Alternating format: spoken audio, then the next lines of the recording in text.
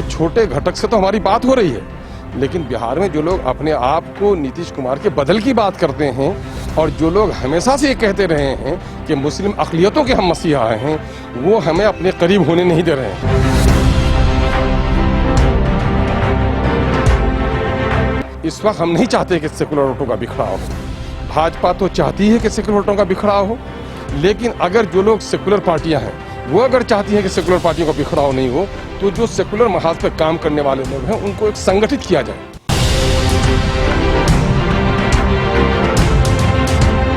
सनफ मल्ला को जगह मिलनी चाहिए, सनफ कोयरी कुर्मी को जगह मिलनी चाहिए और सनफ माइनॉरिटी को कहीं जगह नहीं मिलनी चाहिए।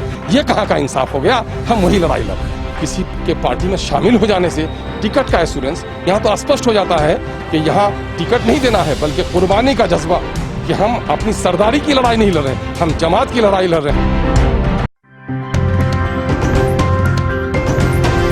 आप देख रहे हैं SDN न्यूज, मुद्दे की बात आपके साथ।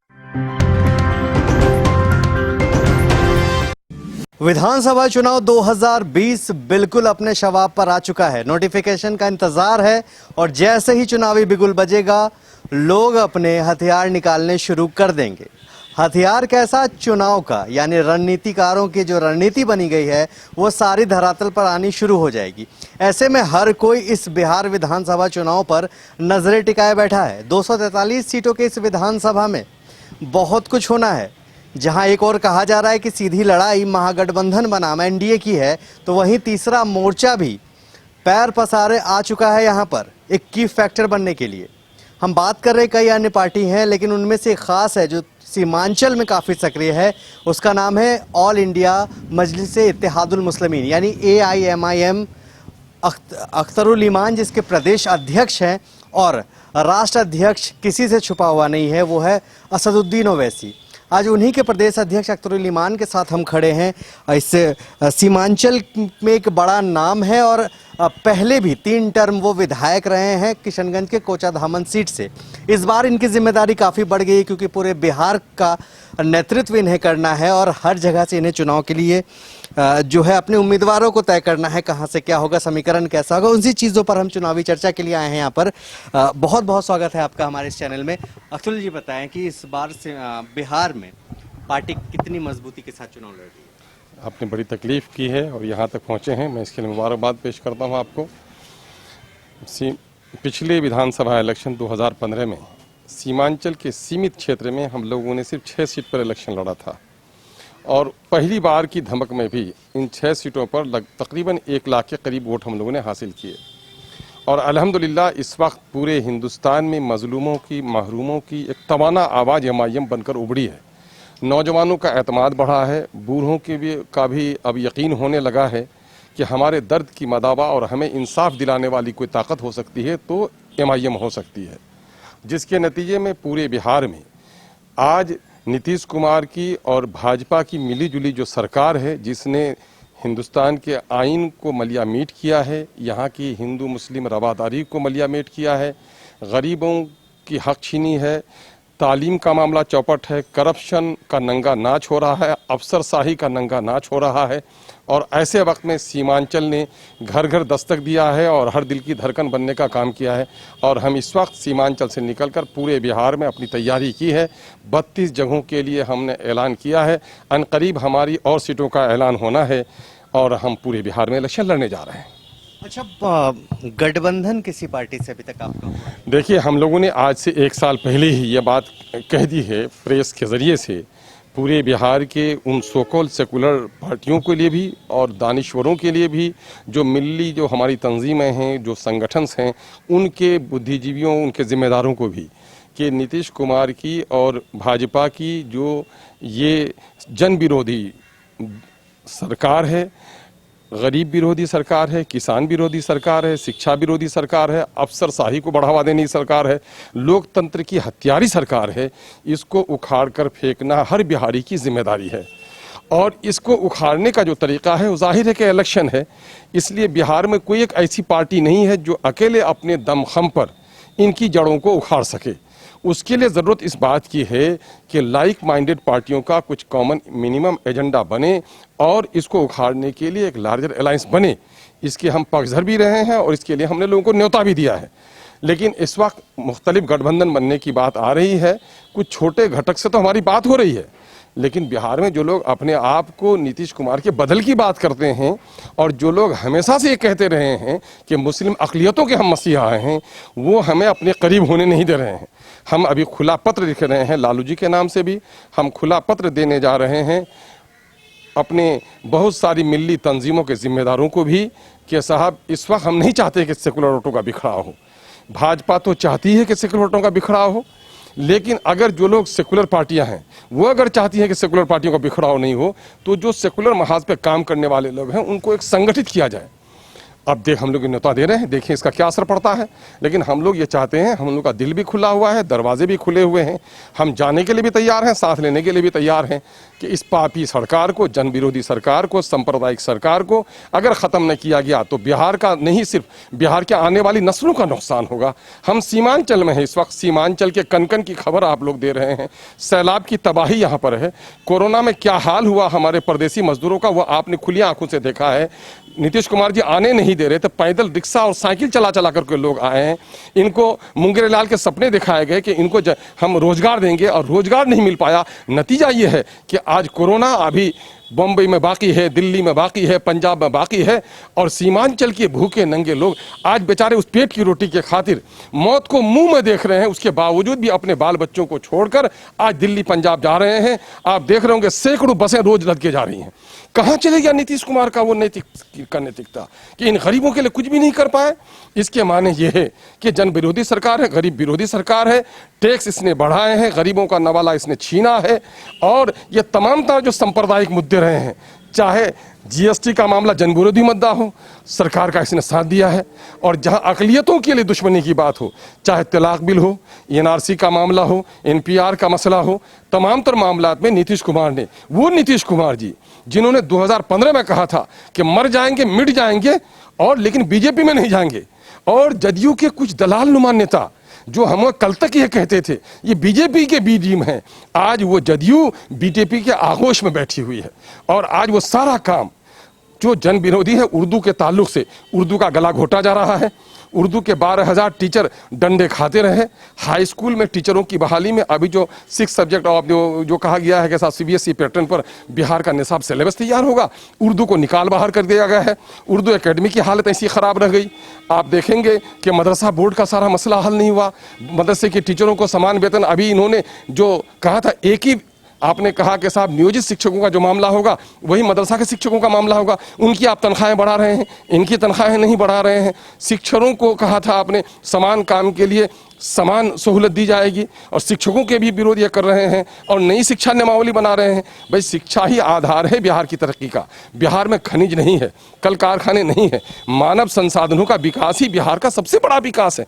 और बिहार में तमाम तर कॉलेजेज को इसने कब्रिस्तान बना दिया है। मिडिल स्कूल को इसने नोटिफाई कर दिया, हाई स्कूल के नाम पर एक टीचर इनको पास नहीं है। मैं आज भी कह रहा हूं कि सीमांचल की क्या विडंबना है। अभी इस साल बिहार में 15 लाख बच्चों ने मैट्रिकुलेशन का इम्तिहान पास किया, और सीमांचल की बहुत सारे लोग दलाली करते हैं कि सीमांचल में सरकार तवज्जो दे रही है। मैं उनकी आंखों को फोड़ के दिखाना चाह रहा हूं कि खोल आंख, हकीकत को देख कि अगर 2011 के जनगणना को हम आधार मान लें तो 10 करोड़ के बिहार में 15 लाख बच्चे इम्तिहान पास करते हैं, यानी 1 करोड़ में 1.5 लाख बच्चे। उस हिसाब से किशनगंज में हमारी 17 लाख की आबादी है, तो हमारे 24-25 हज़ार बच्चे मैट्रिक के इम्तिहान पास होने थे। लेकिन आपको सुनकर आश्चर्य होगा कि इस साल भी सिर्फ 13,000 बच्चों ने मैट्रिक का इम्तिहान पास किया है। पलायन रोज जारी है, युवाओं का पलायन, बूढ़ों का पलायन, बच्चों का पलायन, महिलाओं का पलायन, और आज सैलाब ने पूरे सीमांचल को घेर रखा है। आज हमारी जो जमीन है, जो फसल देने वाली जमीन है हमारी, वो कट के जा रही है नदियों में। और मैं कह रहा हूं कि एक मोटर बाइक खरीदे तो इंश्योरेंस कराते हो, एक दुकान फार्चून की खोले तो उसको जनरल इंश्योरेंस कराते हो, और वो उसकी दुकान चोरी हो जाए, जल जाए तो उसको इंश्योरेंस देते हो, और कह रहे हो कि भारत किसानों का देश है। और किसानों की मिट्टी जो नदी में विलीन हो रही है, तो अगर नदी का कटाव रोकना सरकार का काम है, रेवेन्यू दे रहे हो। लेकिन अगर उनके नदी का जमीन में कट रही तो उसका मुआवजा मिलना चाहिए। हम लोग किसानों की तरफ से आवाज उठा रहे हैं कि उनके भूमि का भी इंश्योरेंस करो और जमीन जो सरकार नहीं बचा पा रही है उसका मुआवजा किसानों को दो। मक्का के किसानों का भी मामला देख लें। यहाँ पर सीमांचल मक्का का सबसे बड़ा हब है। मक्का का पैदावार क्वालिटी के एतबार से भी, प्रोडक्शन के एतबार से भी मक्का का सबसे ज्यादा पैदावार सीमांचल में है। और सीमांचल में आज हार्ट अटैक हुआ किसानों का, मर गए बेचारे। और चूंकि खुदकुशी चूंकि गलत काम है, यहाँ के लोग उस पर विश्वास नहीं रखते, लेकिन कितने लोग कर्ज के खौफ से हार्ट अटैक हो गया उनका किसानों का, इसलिए कि साढ़े 1800 आपने समर्थन मूल्य जारी किया और यहाँ 800-900 रुपए में मक्का बेचा। लोग बारिश की वजह से सड़ गया मक्का उनका, उनको कीमत नहीं दे सके। क्या इस जनविरोधी सरकार के खिलाफ लड़ना चाहिए कि नहीं? हम सीमांचल के रहने वाले हैं। सीमांचल में कोई शैक्षणिक संस्थान नहीं है। सचर कमेटी रंगनाथ मिश्रा कमीशन की रिपोर्ट के बाद बिहार के में किशनगंज में AMU का एक ब्रांच आया और उस वक्त क्या किया, कांग्रेस ने अपने कार्यकाल में पैसा नहीं दिया। 2011 में जमीन वो हो गई, एग्रीमेंट हो गया, साइन हो गया। 12-13 को उसकी हुकूमत रही, पैसा उसने नहीं दिया। उसने भी हमारे साथ धोखा किया। और आज नीतीश कुमार जो कह रहे हैं कि विकास के लिए हम लड़ाई लड़ रहे हैं, तो नीतीश कुमार जी किस विकास की लड़ाई लड़ रहे हैं? नीतीश कुमार जी अगर नालंदा के मुख्यमंत्री हैं तो बिलाशुबा उनको नालंदा के विकास के लिए लड़ाई लड़ना चाहिए। अगर नीतीश कुमार जी पूरे बिहार के मुख्यमंत्री हैं, इंसाफ पसंद मुख्यमंत्री हैं, तो आज क्या वजह है कि आप सरकार में चले गए, बिहार के 10 करोड़ जनता को आपने धोखा दिया, आप चले गए और आपने बहाना बनाया हम विकास के लिए जा रहे हैं। तो विकास के लिए अगर गए तो केंद्र में भी सरकार आपकी है और यहां भी आपकी सरकार है, तो अब तक तो अलीगढ़ यूनिवर्सिटी का कैंपस खड़ा हो जाना चाहिए था, मकान बन जाना चाहिए था। इसलिए नहीं बना कि चूंकि यहाँ अकलियत की आबादी है, दलितों की आबादी है। ये दलित विरोधी सरकार है, ये अकलियत विरोधी सरकार है। हमने सीमांचल के लोगों को जगाया है, बिहार के दूसरे वंचित शोषित क्षेत्र के जनता को जगाने के लिए भी हम बाहर निकले हैं। यही वजह है कि बाहर में अब हमारा संगठन मजबूत हुआ है। पूरे बिहार से अब ललकार है कि MIM को मजबूती के साथ लड़ना चाहिए। हम उस सिलसिले में अपनी तैयारी कर रहे हैं। अच्छा, एक अभी लगातार हम सोशल मीडिया पर देख रहे हैं कि एक पोस्टर चल रहा है और आपके पार्टी के लोग उसे शेयर भी कर रहे हैं कि अगर महागठबंधन हमें शामिल नहीं करेगी तो हम पूरे 243 सीटों पर लड़ेंगे। ये पोस्टरबाजी क्या पार्टी की जानकारी में हो रही है या फिर कोई समर्थक? नहीं, देख, वो हमारे समर्थकों का मामला है, लेकिन ये तो मेरा ओपन भी है कि साहब अगर आप हमको नहीं ले रहे हैं, मेरा साफ कहना है कि साहब बीजेपी के लोगों को अकलियतों से घिन है, अकलियतों की दाढ़ी से घिन है, उनको अकलियतों के दस्तरखान से घिन है, अकलियतों के इबादत खानों से उनको घिन है। अकलियत के लोगों को देखना नहीं चाहते, अकलियत के वोट की भी जरूरत नहीं है उनको। वो साफ कह देते हैं कि इनके वोट के बगैर भी हम सरकार बनाएंगे। ये बात तो हमको समझ में आती है, लेकिन सवाल ये पैदा होता है कि जो लोग मुस्लिम अकलियत का अपने आप को मसीहा कहते हैं, जो लोग टोपी और रुमाल पहनकर ईदैन में हाजिरी देते हैं गांधी मैदान में और कहते हैं कि हम अकलियत के मसीहा हैं, उनको क्या हो गया है? हम तो ये कहेंगे कि आज NDA में तो ठीक हम सोच भी नहीं सकते, वो पाप है हमारे लिए, हम तो उसके विरोधी लड़ाई लड़ना चाहते हैं। लेकिन सो कॉल्ड जो तथाकथित जो पार्टियां हैं जो अपने आप को सेकुलर करी है, हम तो उनको खुला संदेश दिया हमने अपने तौर पर। हमने न्योता नहीं बल्कि न्योता लेना चाहा कि भाई हम आपके साथ मिलकर काम करें, लेकिन वो हमको करीब नहीं ला रहे हैं। इसका साफ मतलब ये है कि ये अकलियतों का वोट चाहते हैं, अकलियत के लोगों को राजनीतिक हिस्सेदारी नहीं देना चाहते हैं। बल्कि ये अब सन ऑफ मल्लाह को जगह मिलनी चाहिए, है ना, सनफ मल्ला को जगह मिलनी चाहिए, सनफ कोयरी कुर्मी को जगह मिलनी चाहिए और सनफ माइनॉरिटी को कहीं जगह नहीं मिलनी चाहिए। ये कहाँ का इंसाफ हो गया? हम वही लड़ाई लड़ रहे हैं। अच्छा, ये तो बिहार के राजनीति की बात हुई। हम सीमांचल पर आते हैं। हमने देखा है कि खासतौर पर AIMIM का वोट बैंक सीमांचल में काफ़ी बढ़ा है, खासतौर पर किशनगंज के कुछ विधानसभा हो जाएं और पूर्णिया के बायसी अमौर जैसे विधानसभा हैं। कुछ जो बायसी की अगर हम बात करते हैं, वहाँ पर लोग आपके साथ जुड़े हैं, कई पूर्व विधायक रुकनुद्दीन जी भी जुड़े हैं। उसके बाद चर्चा चल रही है कि जो भी आए हैं वो एक टिकट के मकसद से आए हैं, तो ऐसे में पुराने कार्यकर्ताओं में थोड़ी नाराजगी देखी जा रही है। देखिए जनाब, आप ये कह रहे हैं कि हमारा जनाधार किशनगंज और पूर्णिया में बढ़ा है। आप अररिया का दौरा कर लीजिए, अररिया के रानीगंज का, जोकी का, अररिया शहर का दौरा कर लीजिए। आप जरा कष्ट उठाइए, मधुबनी और दरभंगा का दौरा कीजिए। थोड़ी तकलीफ अगर आप ना हो तो चंपारण के इलाकों में चलिए। आज हमारा झंडा ही वहाँ नहीं लहरा रहा है, बल्कि जवान दीवाना होकर हमारे झंडे को थामे हुए वहाँ पर। बहरहाल, जहाँ तक आपने बात की रुकनुद्दीन साहब के शामिल होने की, बिलाशुबा रुकनुद्दीन साहब एक अच्छे खानवादे के फ़र्द हैं। उनका एक आबाई वर्षा है पॉलिटिक्स का और वो खुद भी MLA रह चुके हैं। उनकी शमूलियत अगर पार्टी में हुई है तो पार्टी ने उनका इस्तकबाल किया है। और जहाँ तक मामला है कि किसी के पार्टी में शामिल हो जाने से टिकट का एश्योरेंस, तो मैं समझाऊंगा कि कभी आपको मौका मिले तो हमारे यहाँ जब कोई नेता ज्वाइन करते हैं तो आप आ जाइए। मैं पहली वो पार्टी है बिहार की जो अपने ऐसे संभावित लोग जो लोग पार्टी की रुकनीत ले रहते हैं और उम्मीदवार बन सकते हैं उनके लिए शपथ पत्र हम लोग पढ़ाते हैं। वो ये पहले दिन से 4 पंक्तियों का शपथ पत्र है कि हम आज मेंबरशिप लेते हुए वादा करते हैं कि पार्टी के संगठन विस्तार के लिए काम करेंगे। नंबर 2, अगर पार्टी ने मुझे प्रत्याशी बनाया तो ईमानदारी से इलेक्शन लड़ेंगे और जीत गए तो वफादारी निभाएंगे। नंबर 3 कि अगर पार्टी ने मैं उम्मीदवार बनना चाहा, पार्टी ने टिकट नहीं दिया तो हम पार्टी से बगावत नहीं करेंगे। आज़ाद प्रत्याशी के तौर पर या किसी पार्टी के टिकट पर इलेक्शन नहीं लड़ेंगे, बल्कि पार्टी का जो प्रत्याशी होगा उसका साथ देंगे।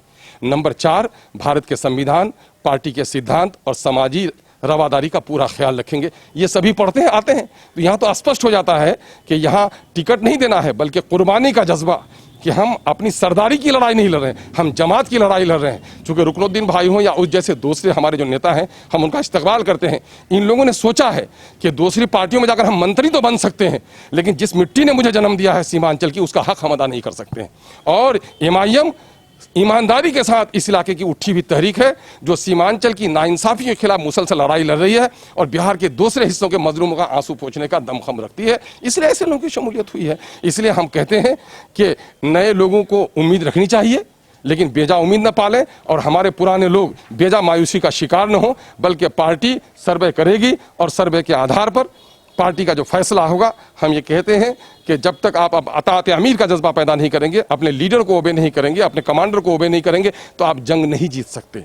तो हमने ये कहा है। एक जरूरी सवाल है, पार्टी में अगर कोई खुद को अपना प्रत्याशी मानकर चलता है और लोगों को ये बताते रहता है, तो इससे पार्टी का कहीं ना कहीं थोड़ा नुकसान होता है।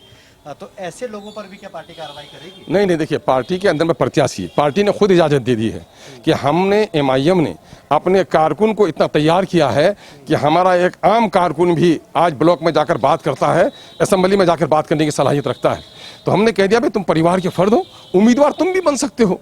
तो पार्टी के अंदर उम्मीदवार हैं ये, देखिए, पार्टी की तरफ से उम्मीदवार नहीं है, पार्टी के अंदर उम्मीदवार है कि भाई पार्टी का मैं खादिम हूं, मैं भी लड़ना चाहता हूं, आपकी दुआएं, आपका सहयोग चाहिए। ये पार्टी के लोगों से जाकर के अपना गुजारिश कर रहे हैं, अपनी दावत पेश कर रहे हैं। ये पार्टी के बागी नहीं है, बल्कि इन तमाम तर लोगों ने पहले इकरारनामा में दस्तखत कर दिया है कि पार्टी जो फैसला करेगी हम उसको मानेंगे। इसलिए पार्टी ने इख्तियार दिया है कि लोगों के दरमियान में जाओ ताकि सर्वे में तुम्हारा नाम हम शामिल कर सकें कि इसमें से कौन लोग। जब तक हमारे लोगों को मालूम नहीं होगा कि हमारे कौन कौन उम्मीदवार हैं, तो सर्वे का हमारा छन कर रिपोर्ट नहीं आ सकता है। इसलिए हम लोगों ने कहा मैदान में जाओ, लोग तुमको किस उम्मीद से देखते हैं। तो पार्टी ने गोया उन्होंने चाहा कि मैं मैदान में जाऊं, तो पार्टी ने उनको इजाजत दी भाई आप मैदान में जाइए, पार्टी सर्वे करेगी, सर्वे का फैसला जो सर्वपड़े होगा उसको मानना आपकी जिम्मेदारी होगी। ये है हमारा। ये लोग पार्टी के अंदर के उम्मीदवार हैं, पार्टी की तरफ से उम्मीदवार नहीं है। अच्छा, बीते 1 साल से हम 22वीं विधानसभा में पोस्टर देख रहे हैं। आपके जो जिला अध्यक्ष है शाहनवाज जी, वो लगातार बैनर के नीचे लिखते हैं उम्मीदवार 22वीं विधानसभा, वो बतौर लिखते हैं पब्लिकली। ये पार्टी के अंदर की नहीं है बल्कि विधानसभा के लोगों की बात है। ऐसे में भी पार्टी के बाकी जो सदस्य हैं उनमें थोड़ी सी जो है नाराजगी देखी जाती है। हाँ, ये खबर मुझे भी मिली थी कि पार्टी के लोगों के दरमियान में कुछ कन्फ्यूजन हुआ है। हम लोगों ने जब शाहनवाज साहब हमारे बड़े जिम्मेदार वहाँ के अध्यक्ष जिला के और बड़ी मेहनत की है पार्टी के लिए, उन्होंने जब हमारे पार्टी के सेक्रेटरी ने उससे जवाब तलब किया तो उसने कहा कि देखिए हमारे कुछ समर्थकों ने है ना अपने तौर पर छाप करके, हमारे कुछ शहदाइयों ने छाप करके लगा दिया है और जब से उनको हिदायत कर दी गई है तो फिर नए कोई पोस्टर इस तरह के नहीं लगे। हाँ, अलबत्ता वो लोग मैदान में काम कर रहे हैं और उनको समझाया है। यहाँ भी किशनगंज में भी कई लोगों ने कर दिया था। मैंने कहा कि भाई पार्टी के लिए आप संभावित उम्मीदवार तो कह सकते हैं, लेकिन प्रत्याशी आप बनाए गए हैं पार्टी की तरफ से, ये अनैतिक अमल है। तो इन लोगों ने रोक लगा दी थी, ये कोई बात नहीं है। ये मानकर चले कि अभी उम्मीदवार की ऐसी कोई घोषणा नहीं हुई है, जो भी नए जुड़े हैं वो पार्टी के कार्यकर्ता के तौर पर बहुत। हाँ भाई, ऐसे में वहाँ यकीनन आपके वहाँ पर चूंकि ये जो बातें कल जब पार्टी ज्वाइन करने के बाद काफी निकली, सोशल मीडिया आजकल काफी क्रांति लाता है, तो हमने सोशल मीडिया पे पढ़ा भी था कि पूर्व जो आपके उम्मीदवार थे सरवर साहब, वो भी थोड़े से परेशान हाल हो गए कि हम लोग इतने लंबे समय से पार्टी के लिए कर रहे हैं, अचानक से ऐसी खबरें क्यों हो रही है। तो उनके लिए कोई संदेश आप देना चाहिए? आप देखिए, मैं एक मजाक कर लूँ आपसे कि महाजन की काली बेटी थी, कोई दूल्हा मिल नहीं पा रहा था, और दूसरी बेटी इतनी गोरी थी कि 7-7 दूल्हे आ रहे थे। तो मामला है कि 2015 में तो मुझे एक कैंडिडेट नहीं मिल रहा था, 2015 गुजर गया और 2020 की जो हमारी MIM की दुल्हन है 20 मैदान में आ रहे हैं, तो जाहिर है कोई एक ही तो उम्मीदवार हमारा हो सकता है। तो इसलिए इसका मतलब ये है कि पार्टी की मकबूलियत का नतीजा है। मैं आपको ये भी खबर दे दूं पहले नेता ज्वाइन करता था पार्टी, जनता को बताता था कि मैं फलानी पार्टी ज्वाइन कर रहा हूं। और इस वक्त एमआईएम का वो क्रेज है कि जनता कहती है कि मेरे दरमियान में आना है तो एमआईएम ज्वाइन करके आओ। बहुत सारे नेता जनता के दबाव में आके ज्वाइन कर रहे हैं। आपको हैरत होगी सुन करके। एक और सवाल है, कल की ये खबर है बलरामपुर विधानसभा से, कुछ लोगों का ये दावा है कि वो एआईएमआईएम छोड़कर दूसरी पार्टी ज्वाइन किए हैं। कौन लोग हैं ये? ये आपके बलरामपुर से उनका नाम जी हकीम साहब हैं, उन्होंने काफी लंबे इससे करके एसडीपीआई ज्वाइन किया है। वहां पर उनका आरोप उन्होंने सीधे सीधे लगाया है कि चूंकि पार्टी ने वहां पर एसडीपीआई का आदिल हसन को उम्मीदवार बना दिया है, इसलिए हम पार्टी छोड़कर एसडीपीआई में ज्वाइन कर रहे हैं। ये कहाँ तक है, इसको थोड़ा सा क्लियर। देखिए, सवाल ये पैदा होता है कि आदिल हसन साहब एडवोकेट पार्टी के हमारे बुनियादी मेंबर हैं और यूथ प्रेसिडेंट बिहार हैं वो, है ना। और बहुत ही अभी कोरोना में उनकी जो खिदमत रही है, चप्पा चप्पा बोल रहा है। मौलाना साहब से हम लोग के देरीना ताल्लुकात रहे, एक अच्छे आदमी हैं, समाज सेवी हैं, लेकिन हमारी पार्टी से सौ ताल्लुक रहा। अभी कभी आए तो इस्तकबाल हो गया, फूलमाला चढ़ा दिया, हम आपके साथ हैं। लेकिन कहाँ, अगर पार्टी में वो रहते तो 2015 के इलेक्शन में हमारे लिए काम करते, पार्टी में रहते तो मैं एमपी का इलेक्शन लड़ रहा था, हमारे लिए वो काम करते। कभी उन्होंने तो किया नहीं है।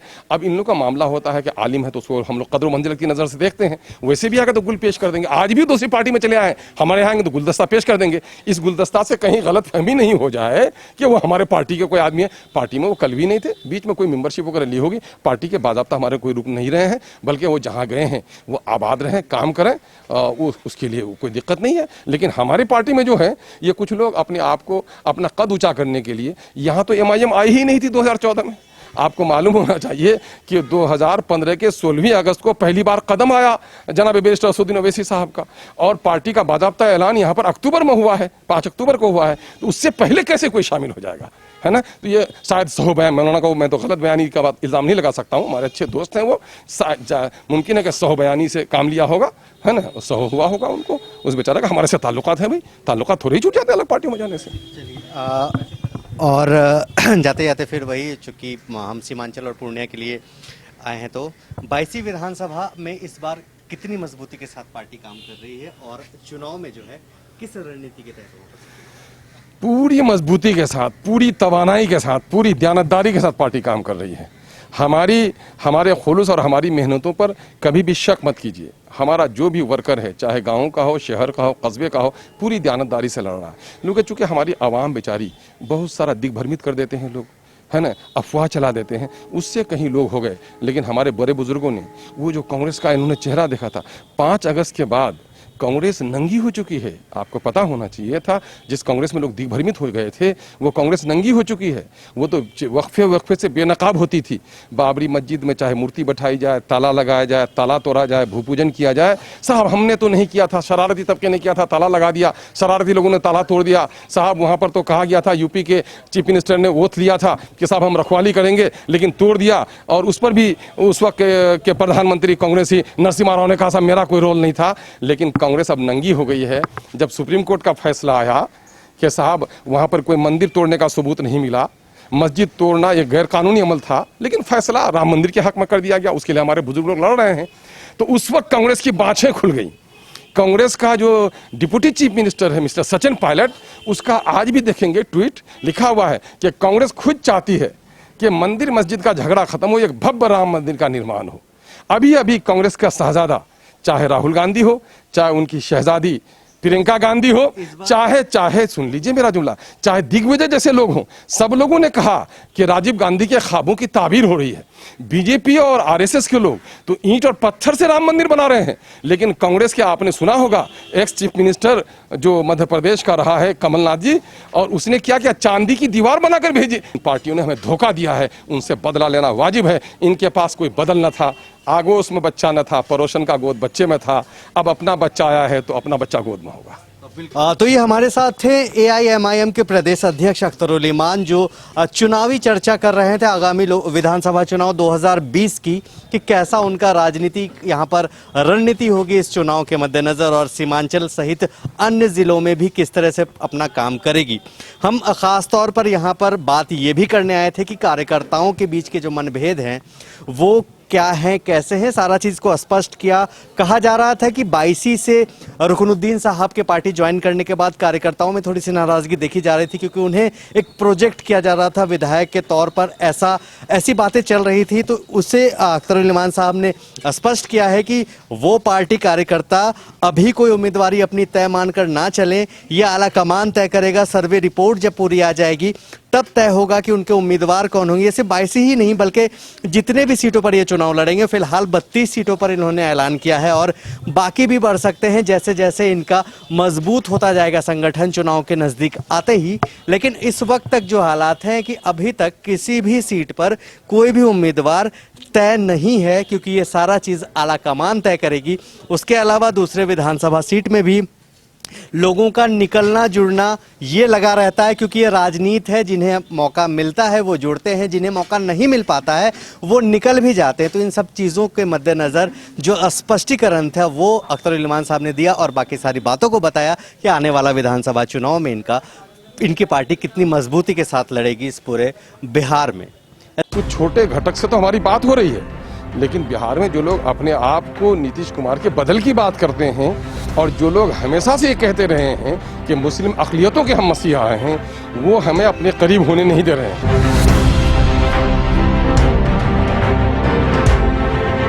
इस वक्त हम नहीं चाहते कि सेकुलर वोटों का बिखराव हो। भाजपा तो चाहती है कि सेकुलर वोटों का बिखराव हो, लेकिन अगर जो लोग सेकुलर पार्टियां हैं वो अगर चाहती हैं कि सेकुलर पार्टियों का बिखराव नहीं हो, तो जो सेकुलर महाज पर काम करने वाले लोग हैं उनको एक संगठित किया जाए।